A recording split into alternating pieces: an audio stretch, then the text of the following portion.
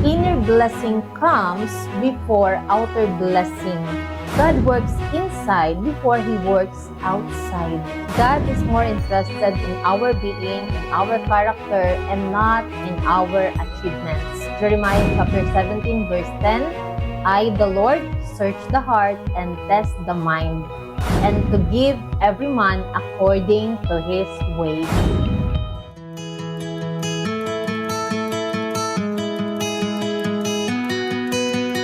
Hi everyone, welcome to Kairos Moment. So right now we're here in Singapore and we just arrived 1 hour ago.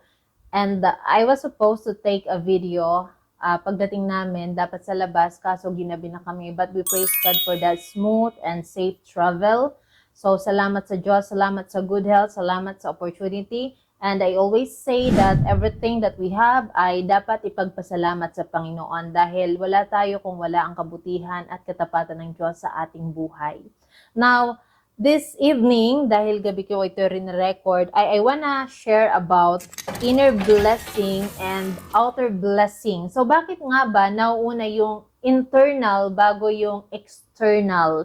And maybe some of us are asking God, and we may be saying that there are delays in our lives to what we are praying for. But here is the truth. There is what we call divine delay. So, but that delay is not really a denial ng Panginoon, kundi dahil sa prayer natin na pang-external, let's say we're praying for money, praying for career, for promotion, makapunta ng ibang bansa, magkaroon ng bahay, magkaroon ng lupa, makabili ng property for the family, and makapag-travel with families, and what else? Every material thing, name it. So, karamihan sa atin, we're praying for those things, and those are external blessings. And I always say this, it's easy for God to bless someone or all of us, no? Naka-ready ang ating blessing na inihanda ng Panginoon para sa atin. But, God is more interested sa pag-shape ng ating character rather sa pagbibigay ng mga material na bagay kasi napakadali sa Panginoon. Promotion, napakadali sa Panginoon. Sa Diyos, maliit na bagay. Pera, sa Diyos, napakaliit na bagay. But the problem is, if a person or the beneficiary of that blessing is not ready, he might not be able to carry the weight of the blessing. At ang ending ay disaster.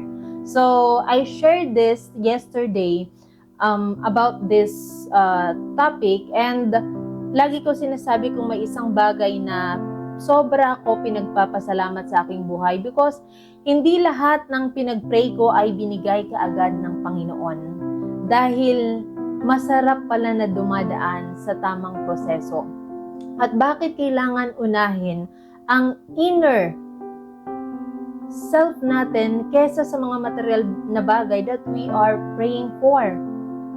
Dahil kung binigay pala kaagad ng Panginoon, this is what I realize even sa akin, Lord, kung napaaga pala tapos hindi ako ready, baka yung blessing instead na naging blessing sa akin at dapat mas naging prosperous pa, baka naging disaster. Baka yun pa ang maging cause kaya ako na-ruin kung hindi prepare ng Panginoon ang heart natin.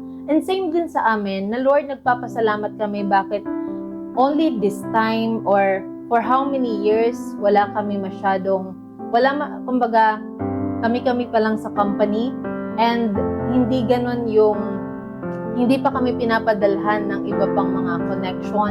So when we look back, we realize why. It is because at that time, our character was not ready.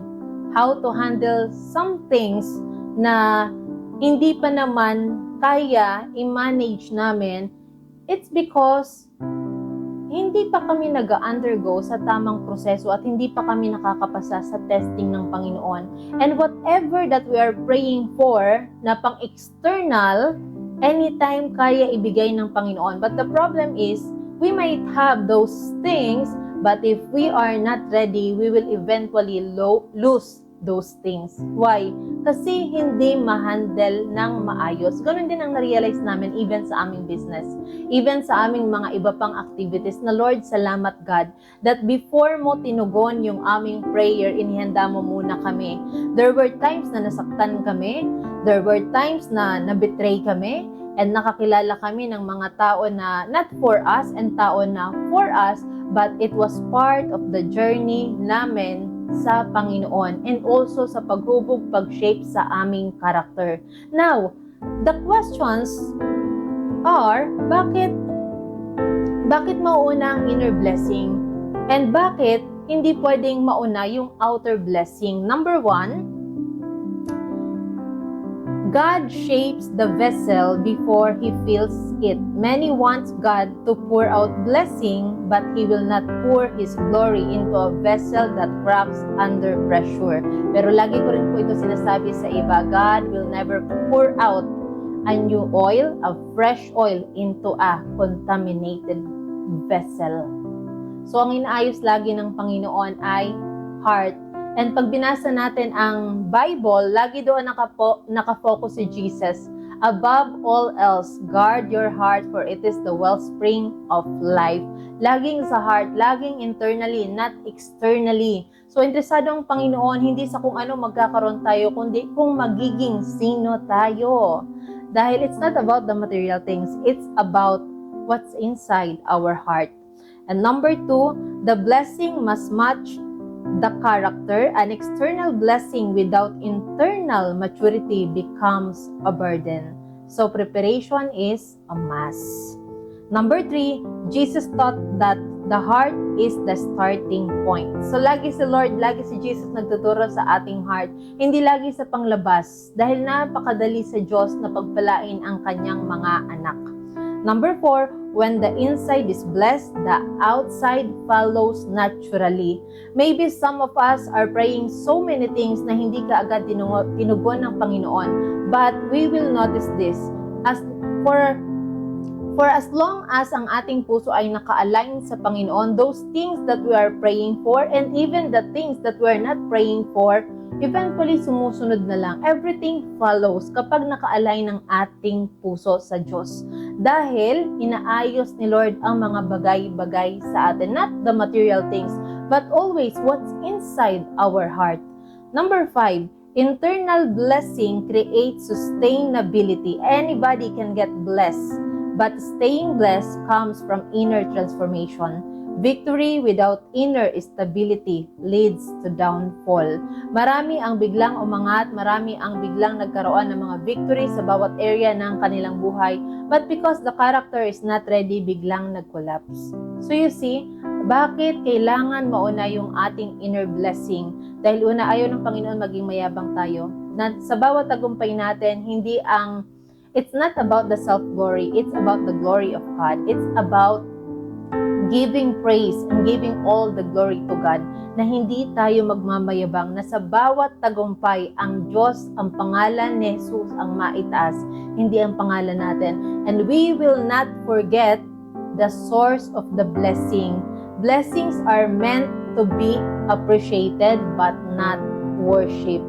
So again, hindi nagmamadali ang Panginoon for as long as dumaan tayo sa tamang proseso. And God is more interested sa kung ano o kung sino magiging tayo, hindi sa kung ano ang magkakaroon tayo. Thank you and God bless.